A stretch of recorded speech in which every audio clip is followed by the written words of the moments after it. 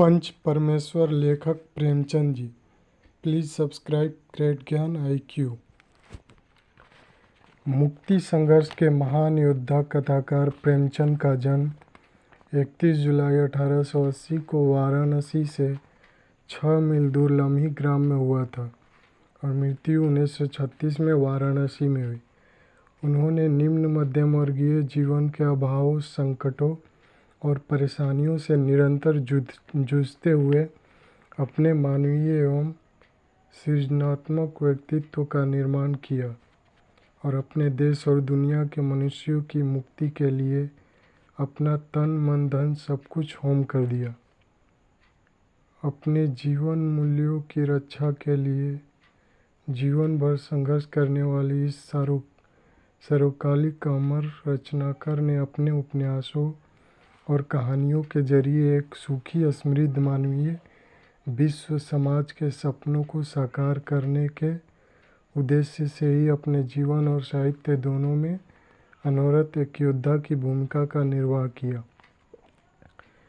जिसकी उपलब्धि के रूप में निर्मला, सेवा सदन, गबन, रंगभूमि, कर्मभूमि और गोदान तथा अपूर्ण मंगलसूत्र जैसे उपन्यास हैं।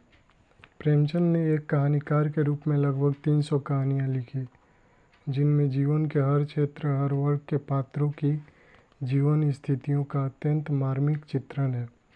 कहानी का विषय तात्कालिक यथार्थ हो अथवा ऐतिहासिक, विषय उनकी चिंता के केंद्र में सदैव शोषित, पीड़ित, प्रताड़ित, उपेक्षित मनुष्य की मुक्ति रही है। उनकी कहानियाँ जाति, संप्रदाय और धार्मिक पाखंड से लेकर पूंजीवादी सामंती समाज की हृदयहीनता के विरुद्ध विद्रोह का शंखनाद है। पंच परमेश्वर प्रेमचंद की प्रारंभिक कहानी है, जिसमें इस जीवन सत्य का मार्मिक स्तर पर उद्घाटन हुआ है कि पंच के पद पर प्रतिष्ठित व्यक्ति जाति, धर्म और संबंधों से सर्वथा मुक्त न्याय के प्रति ही उत्तरदायी होता है। कहानी पंच परमेश्वर। जुम्मन शेख और अलगू चौधरी में गाढ़ी मित्रता थी। साझे में खेती होती थी, कुछ लेन देन में भी साझा था। एक को दूसरे पर अटल विश्वास था। जुम्मन जब हज करने गए थे तब अपना घर अलगू को सौंप गए थे और अलगू जब कभी बाहर जाते तो जुम्मन पर अपना घर छोड़ देते थे। उनमें न खान पान का व्यवहार था, न धर्म का नाता, केवल विचार मिलते थे। मित्रता का मूल मंत्र भी यही है। इस मित्रता का जन्म उसी समय हुआ जब दोनों मित्र बालक ही थे और जुम्मन के पूज्य पिता जुमराती उन्हें शिक्षा प्रदान करते थे। अलगू ने गुरुजी की बहुत सेवा की थी, खूब रकाबियाँ मांझी, खूब प्याले धोए। उसका हुक्का एक क्षण के लिए भी विश्राम न लेने पाता था, क्योंकि प्रत्येक चिलम अलगू को आधे घंटे तक किताबों से अलग कर देती थी। अलगू के पिता पुराने विचारों वाले मनुष्य थे। उन्हें शिक्षा की अपेक्षा गुरु की सेवा शुश्रूषा पर अधिक विश्वास था। वह कहते थे कि विद्या पढ़ने से नहीं आती, जो कुछ होता है गुरु के आशीर्वाद से। बस गुरु जी की कृपा दृष्टि चाहिए। अतएव यदि अलगू पर जुमराती से क्या आशीर्वाद अथवा सत्संग का कुछ फल न हुआ तो यह मानकर संतोष कर लेगा कि विद्योपार्जन में मैंने यथाशक्ति कोई बात उठा नहीं रखी। विद्या उसके भाग्य ही में न थी तो कैसे आती। मगर जुमराती शेख स्वयं आशीर्वाद के कायल न थे। उन्हें अपने सोटे पर अधिक भरोसा था और उसी सोटे के प्रताप से आज आस पास के गाँवों में जुम्मन की पूजा होती थी। उनके लिखे हुए रेहन नामे या बैनामे पर कचहरी की मुहर्री भी कलम न उठा सकता था। हल्के का डाकिया, कांस्टेबल और तहसील का चपरासी सब उनकी कृपा की आकांक्षा रखते थे। अतएव अलगू का मान उनके धन के कारण था, तो जुम्मन शेख अपनी अनमोल विद्या से ही सबके आदर पात्र बने थे। जुम्मन शेख की एक बूढ़ी खाला मौसी थी। उसके पास कुछ थोड़ी सी मिल्कियत थी, परंतु उसके निकट संबंधियों में कोई न था। जुम्मन ने लंबे चौड़े वादे करके वह मिल्कियत अपने नाम लिखवा ली थी।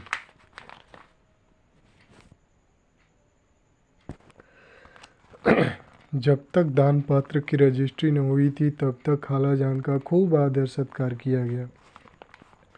उन्हें खूब स्वादिष्ट पदार्थ खिलाए गए, हलवे पुलाव की वर्षा सी की गई।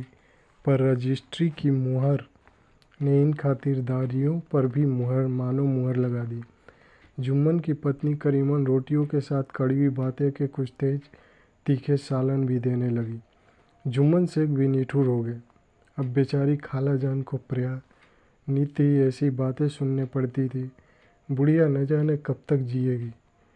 2-3 बीघे उसर क्या दे दिया, मानो मोल लिया है। बघारी दाल के बिना रोटियां नहीं उतरती। जितना रुपया इसके पेट में झोंक चुके उतने से तो अब तक गांव मोल ले लेते। कुछ दिन खाला जान ने सुना और सहा, पर जब न सहा गया तब जुम्मन से शिकायत की। जुम्मन ने स्थानीय कर्मचारी गृहस्वामी के प्रबंध में दखल देना उचित न समझा। कुछ दिन तक यूं ही रोध होकर काम चलता रहा। अंत में एक दिन खाला ने जुम्मन से कहा, बेटा, तुम्हारे साथ मेरा निर्वाह न होगा। तुम मुझे रुपए दे दिया करो, मैं अपना पका खा लूँगी। जुम्मन ने दृढ़ता के साथ उत्तर दिया, रुपये क्या यहाँ फलते हैं क्या? खाला ने नम्रता से कहा, मुझे कुछ रूखा सूखा चाहिए भी कि नहीं? जुम्मन ने गंभीर स्वर में जवाब दिया, तो कोई ये थोड़ी ही समझा था कि तुम मौत से लड़कर आई हो। खाला बिगड़ गई। उन्होंने पंचायत करने की धमकी दी। जुम्मन हंसे, जिस तरह कोई शिकारी हिरन की चाल की तरफ जाते देखकर मन ही मन हंसता है। वह बोले, हाँ ज़रूर, पंचायत करो, फैसला हो जाए। मुझे भी यह रात दिन की खटखट पसंद नहीं। पंचायत में जिसकी जीत होगी इस विषय में जुम्मन को कुछ भी संदेह न था।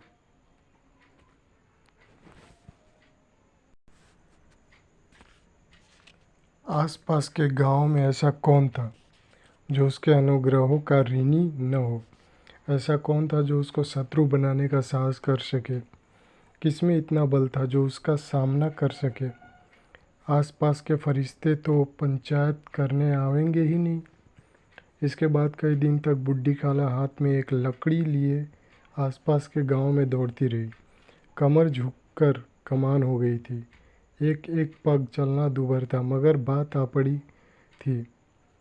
उसका निर्णय करना जरूरी था। बिरला ही कोई भला आदमी होगा जिसके सामने बुढ़िया न दुख के आंसू न बहाए। किसी ने तो यूं ही ऊपरी मन से हूँ हाँ करके टाल दिया, और किसी ने इस अन्याय पर जमाने को गालियाँ दी, और किसी ने कहा, कब्र में पाँव लटके हुए, आज मरे कल दूसरा दिन, पर हवस नहीं मानती। अब तुम्हें क्या चाहिए? रोटी खाओ और अल्लाह का नाम लो। तुम्हें अब खेती बाड़ी से क्या काम है? कुछ ऐसे सज्जन भी थे जिन्हें हास्य रस के रसास्वादन का अच्छा अवसर मिला।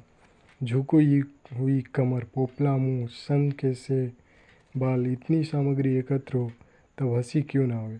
ऐसे न्यायप्रिय, दयालु, दीन वत्सल पुरुष बहुत कम थे जिन्होंने उस अबला के दुखड़े को गौर से सुना हो और उसको सांत्वना दी हो। चारों ओर से घूम घाम कर बेचारी अलगू चौधरी के पास आई, लाठी पटक दी और दम लेकर बोली, बेटा, तुम भी पल भर के लिए मेरी पंचायत में चले आना। अलगू, मुझे बुलाकर क्या करोगी? कई गांव के आदमी तो आवेंगे ही। खाला अपनी विपदा तो सबके आगे रो आई। अब आने न आने का अख्तियार उनको है। अलगू, यो आने को आ जाऊंगा मगर पंचायत में मुंह न खोलूंगा। खाला, क्यों बेटा? अलगू, अब इसका क्या जवाब दूं? अपनी खुशी। जुम्मन मेरा पुराना मित्र है, उससे बिगाड़ नहीं कर सकता। खाला, बेटा, क्या बिगाड़ के डर से ईमान की बात न कहोगे? हमारे सोए हुए धर्म ज्ञान की सारी संपत्ति लुट जाए तो उसे खबर नहीं होती, परंतु ललकार सुनकर वह सचेत हो जाता है, फिर उसे कोई जीत नहीं सकता। अलगू इस सवाल का कोई उत्तर न दे सका, पर उसके हृदय में ये शब्द गूंज रहे थे, क्या बिगाड़ के डर से ईमान की बात न कहोगे? संध्या समय एक पेड़ के नीचे पंचायत बैठी। शेख जुम्मन ने पहले से ही फर्श बिछा रखा था। उन्होंने पान, इलायची, हुक्के, तंबाकू आदि का प्रबंध भी किया था। हाँ, वह स्वयं अलबत्ता अलगू चौधरी के साथ जरा दूर पर बैठे हुए थे। जब पंचायत में कोई आ जाता था तब दबे हुए सलाम से उसका स्वागत करते थे। जब सूर्य अस्त हो गया और चिड़ियों की कलरव युक्त पंचायत पेड़ों पर बैठी, तब यहाँ भी पंचायत शुरू हुई। फर्श की एक एक अंगुली जमीन भर गई, पर अधिकांश दर्शक ही थे। निमंत्रित महाशयों में से केवल वे ही लोग पधारे थे जिन्हें जुम्मन से अपनी कुछ कसर निकालनी थी। एक कोने में आग सुलग रही थी, नाई ताबड़तोड़ चिल्लम भर रहा था। यह निर्णय करना असंभव था कि सुलगते हुए उपलों से अधिक धुआं निकलता था या चिल्लम के दमों से। लड़के इधर उधर दौड़ रहे थे, कोई आपस में गाली गलौज करते और कोई रोते थे। चारों तरफ कोलाहल मच रहा था। गांव के कुत्ते इस जमाव को भोज समझकर झुंड के झुंड जमा हो रहे थे। पंच लोग बैठ गए तो बुड्ढी खाला ने उनसे विनती की, पंचो, आज 3 साल हुए मैंने अपनी सारी जायदाद अपने भांजे जुम्मन के नाम लिख दी थी। इसे आप लोग जानते ही होंगे। जुम्मन ने मुझे ताहयात रोटी कपड़ा देना कबूल किया था। साल भर तो मैंने इसके साथ रो धोकर काटा, पर अब रात दिन का रोना नहीं सहा जाता। मुझे न पेट की रोटी मिलती है न तन का कपड़ा। बेकस बेवा हूँ, कचहरी दरबार नहीं कर सकती। तुम्हारे सिवा और किसको अपना दुख सुनाऊं। तुम लोग जो राह निकाल दो उसी राह पर चलो। अगर मुझ में कोई ऐब देखा तो मेरे मुंह पर थप्पड़ मारो। जुम्मन में बुराई देखो तो उसे समझाओ क्यों एक बेकस की आह लेता है। मैं पंचों का हुक्म मेरे सिर माथे पर चढ़ाऊंगी। रामधन मिश्र जिनके कई आसामियों को जुम्मन ने अपने गांव में बसा लिया था, बोले, जुम्मन मियाँ किसे पंच बदते हो, अभी से इसका निपटारा कर लो, फिर जो कुछ पंच कहेंगे वही मानना पड़ेगा। जुम्मन को इस समय सदस्यों में विशेषकर वे ही लोग दिख पड़े जिनसे किसी न किसी कारण उनका वैमनस्य था। जुम्मन बोले, पंचों का हुक्म अल्लाह का हुक्म है। खाला जान जिसे चाहे उसे बंधे, मुझे कोई उर्ज नहीं। खाला ने चिल्ला कर कहा, अरे अल्लाह के बंदे, पंचों का नाम क्यों नहीं बता देता, कुछ मुझे भी तो मालूम हो। जुम्मन ने क्रोध से कहा, अब इस वक्त मेरा मुंह न खुलवाओ, तुम्हारी बन पड़ी है, जिसे चाहो पंच बंदो। खाला जान जुम्मन के आक्षेप को समझ गई। वह बोली, बेटा खुद से डरो, पंच न किसी के दोस्त होते हैं न किसी के दुश्मन। कैसी बात कहते हो, और तुम्हारा किसी पर विश्वास न हो तो जाने दो। अलगू चौधरी को तो मानते हो, लो मैं उन्हीं को सरपंच बनती हूँ। जुम्मन से आनंद से फूल उठे, परंतु भाव को छिपा कर बोले, अलगू ही सही मेरे लिए, जैसे रामधन वैसे अलगू। अलगू इस झमेले में फंसना नहीं चाहते थे। वे कन्नी काटने लगे, बोले, खाला तुम जानती हो कि मेरी जुम्मन से गाढ़ी दोस्ती है। खाला ने गंभीर स्वर में कहा, बेटा दोस्ती के लिए कोई अपना ईमान नहीं बेचता।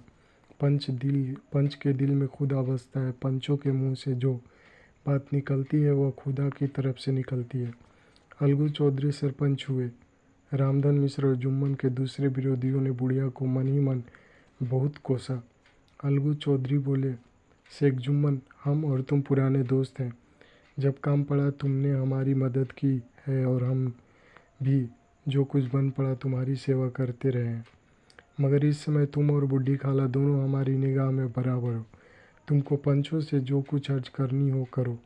जुम्मन को पूरा विश्वास था कि अब बाजी मेरी है।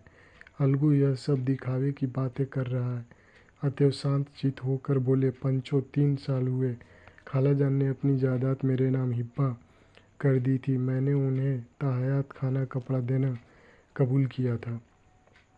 खुदा गवाह है, आज तक मैंने खाला जान को कोई तकलीफ़ नहीं दी। मैं उन्हें अपनी माँ के समान समझता हूँ। उनकी खिदमत करना मेरा फ़र्ज़ है। मगर औरतों में ज़रा अनबन रहती है, इसमें मेरा क्या बस है। खाला जान मुझसे माहवार खर्च अलग मांगती है। जायदाद जितनी है वह पंचों से छिपी नहीं। उससे इतना मुनाफा नहीं होता है कि माहवार खर्च दे सकूं। इसके अलावा हिब्बानामे में माहवार खर्च का कोई जिक्र नहीं तो मैं भूल कर भी इस झमेले में न पड़ता। बस मुझे यही कहना है। आइंदा पंचों का अख्तियार है, जो फैसला चाहे करे।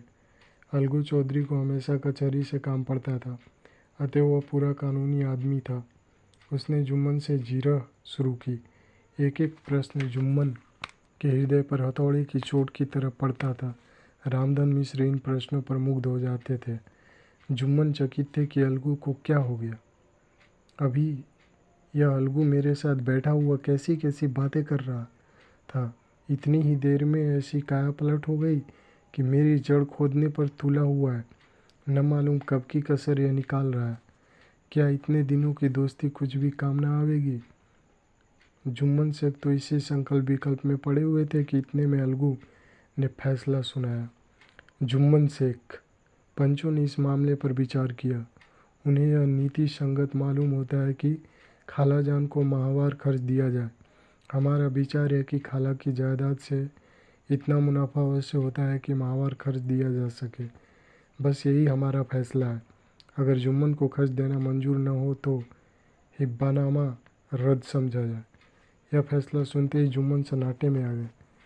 जो अपना मित्र हो वह शत्रु का व्यवहार करे और गले पर छुरी फेरे, इसे समय के हेरफेर के सिवा और क्या कहें।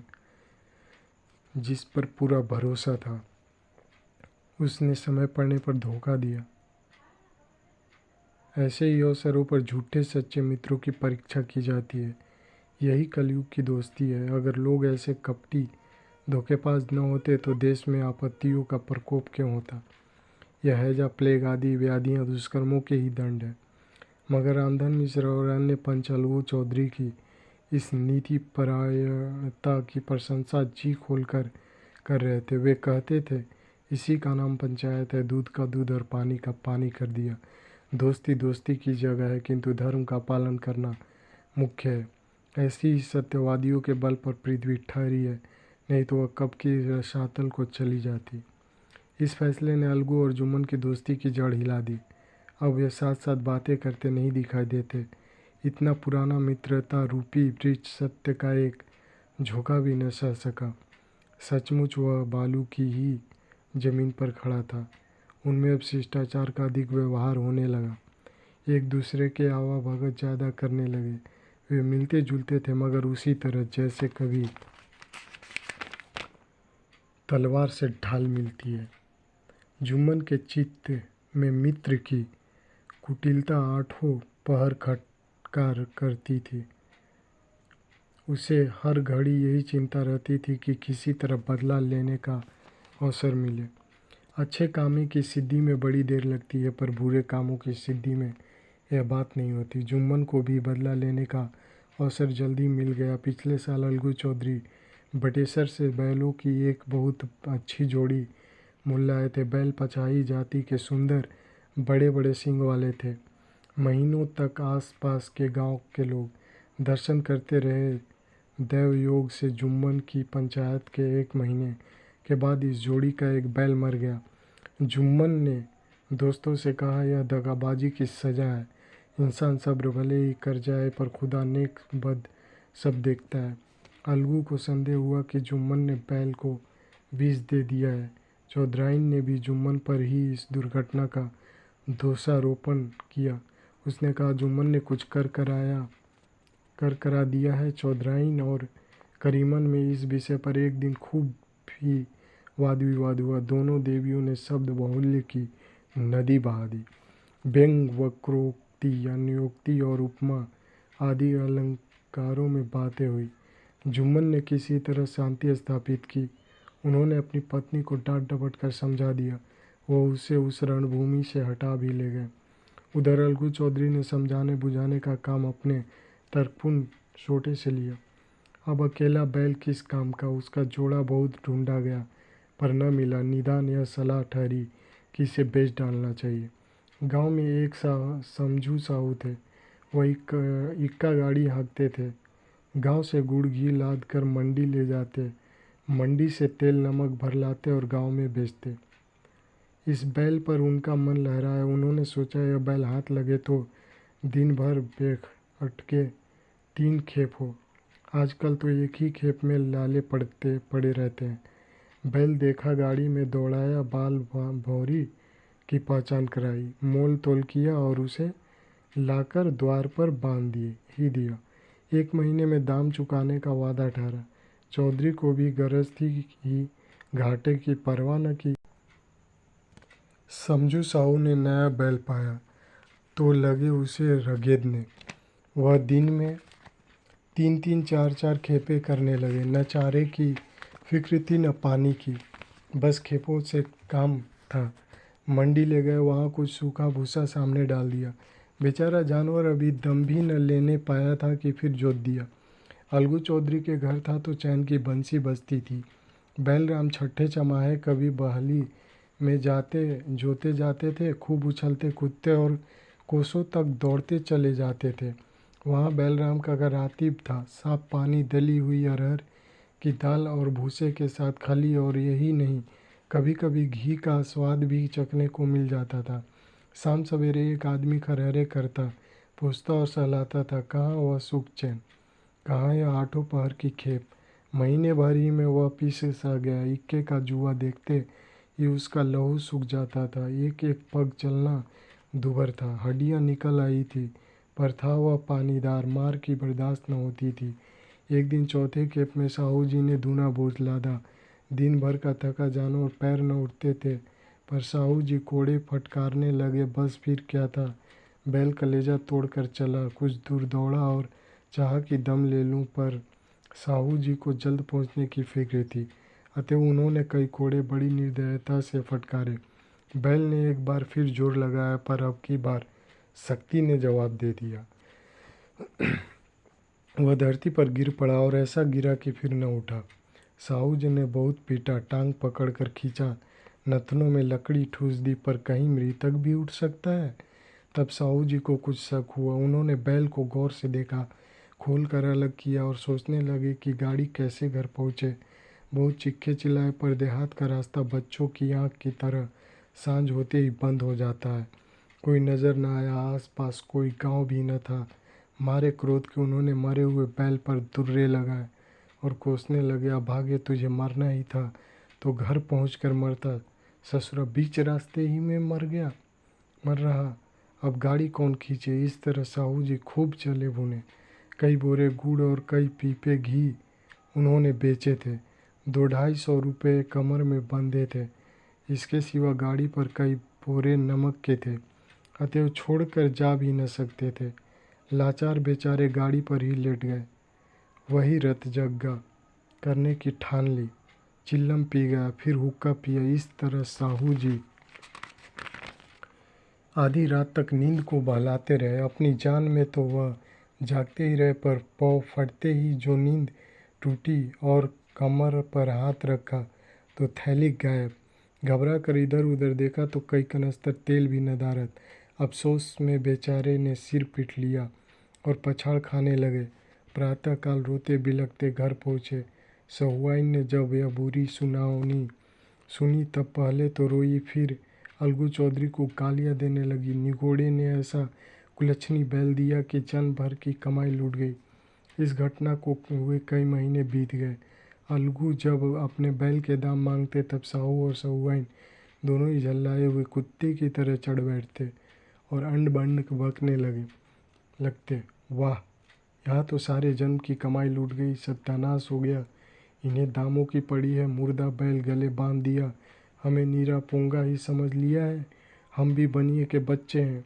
ऐसे बुद्धू कहीं और होंगे। पहले जाकर किसी गड्ढे में मुंह धोआओ, तब दाम लेना। न जी मानता हो तो हमारा बैल खोल ले जाओ। महीना भर के बदले 2 महीना जोत लो, और क्या लोगे। चौधरी के अशुभ चिंतकों की कमी न थी। ऐसे अवसरों पर वे भी एकत्र हो जाते और साहू जी के बर्राने की पुष्टि करते। परंतु 150 रुपये से इस तरह हाथ धो लेना आसान न था। एक बार वह भी गर्म पड़े। साहू जी बिगड़ कर लाठी ढूंढने घर चले गए। अब सहुआइन ने मैदान लिया। प्रश्नोत्तर होते होते हाथापाई की नौबत आ पहुंची। सहुआइन ने घर में घुसकर किवाड़ बंद कर लिए। शोरगुल सुनकर गांव के भले मानस जमा हो गए। उन्होंने दोनों को समझाया, साहू जी को दिलासा कर घर से निकाला। वह परामर्श देने लगे कि इस तरह से काम न चलेगा। पंचायत कर लो, जो कुछ तय हो जाए उसे स्वीकार कर लो। साहू जी राजी हो गए। अलगू ने भी हामी भर दी। पंचायत की तैयारियां होने लगी। दोनों पक्षों ने अपने अपने दल बनाने शुरू किए। इसके बाद तीसरे दिन उसी वृक्ष के नीचे पंचायत बैठी। वही संध्या का समय था। खेतों में कौवे पंचायत कर रहे थे। विवादग्रस्त विषय था यह कि मटर की फलियों पर उनका कोई सत्वतत्व है या नहीं, और जब तक यह प्रश्न हल न हो जाए तब तक वे रखवाले की पुकार पर अपनी अप्रसन्नता प्रकट करना आवश्यक समझते थे। पेड़ की डालियों पर बैठी शुक मंडली में यह प्रश्न छिड़ा हुआ था कि मनुष्यों को उन्हें वैम्रवत कहने का क्या अधिकार है, जब उन्हें स्वयं अपने मित्रों से दगा करने में भी संकोच नहीं होता। पंचायत बैठ गई तो रामधन मिश्र ने कहा, अब देरी क्या है, पंचों का चुनाव हो जाना चाहिए। बोलो चौधरी, किस किस को पंच बदते हो? अलगू ने दीन भाव से कहा, समझू साहू ही चुन ले। समझू खड़े हुए और कड़क कर बोले, मेरी ओर से जुम्मन शेख। जुम्मन का नाम सुनते ही अलगू चौधरी का कलेजा धक धक करने लगा, मानो किसी ने अचानक थप्पड़ मार दिया हो। रामधन अलगू के मित्र थे। वह बात को पकड़ गए। पूछा, क्यों चौधरी, तुम्हें कोई उज्र तो नहीं? चौधरी ने निराश होकर कहा, नहीं, मुझे क्या उज्र होगा। अपने उत्तरदायित्व का ज्ञान बहुधा हमारे संकुचित व्यवहारों का सुधारक होता है। जब हम राह भूल कर भटकने लगते हैं तब यही ज्ञान हमारा विश्वसनीय पथ प्रदर्शक बन जाता है। पत्र संपादक अपनी शांति कुटी में बैठा हुआ कितनी धृष्टता और स्वतंत्रता के साथ अपनी प्रबल लेखनी से मंत्रिमंडल पर आक्रमण करता है, परंतु ऐसे अवसर आते हैं जब वह स्वयं मंत्रिमंडल में सम्मिलित होता है। मंडल के भवन में पग धरते ही उसकी लेखनी कितनी मर्मक, कितनी विचारशील, कितनी न्यायपरायण हो जाती है। इसका कारण उत्तरदायित्व का ज्ञान है। नवयुवक युवावस्था में कितना उद्दंड रहता है। माता पिता उसकी ओर से कितने चिंतित रहते हैं। वे उसे कुल कलंक समझते हैं, परंतु थोड़े ही समय में परिवार का बोझ सिर पर पड़ते ही वह अव्यवस्थित चित्त उन्मुक्त युवक कितना धैर्यशील, कैसा शांतचित्त हो जाता है। यह भी उत्तरदायित्व के ज्ञान का फल है। जुम्मन शेख के मन में भी सरपंच का उच्च स्थान ग्रहण करते ही अपनी जिम्मेदारी का भाव पैदा हुआ। उसने सोचा, मैं इस वक्त न्याय और धर्म के सर्वोच्च आसन पर बैठा हूँ। मेरे मुंह से इस समय जो कुछ निकलेगा वह देववाणी के सदृश है, और देववाणी में मेरे मनोविकारों का कदापि समावेश न होना चाहिए। मुझे सत्य से जौ भर भी टलना उचित नहीं। पंचों ने दोनों पक्षों से सवाल जवाब करने शुरू किए। बहुत देर तक दोनों दल अपने अपने पक्ष का समर्थन करते रहे।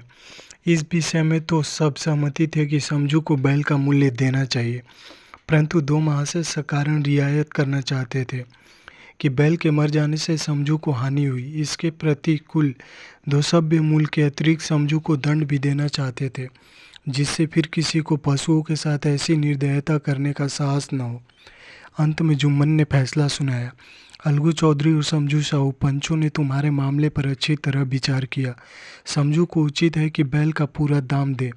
जिस वक्त उन्होंने बैल लिया उसे कोई बीमारी न थी। अगर उसी समय दाम दे दिए जाते तो आज समझू उसे फेर लेने का आग्रह न करते। बैल की मृत्यु केवल इस कारण हुई कि उससे बड़ा कठिन परिश्रम लिया गया और उसके दाने चारे का कोई अच्छा प्रबंध न किया गया। रामधन मिश्र बोले, समझू ने बैल को जानबूझकर मारा है, अतएव उसे दंड देना चाहिए। जुम्मन बोले, यह दूसरा सवाल है, हमको इससे कोई मतलब नहीं।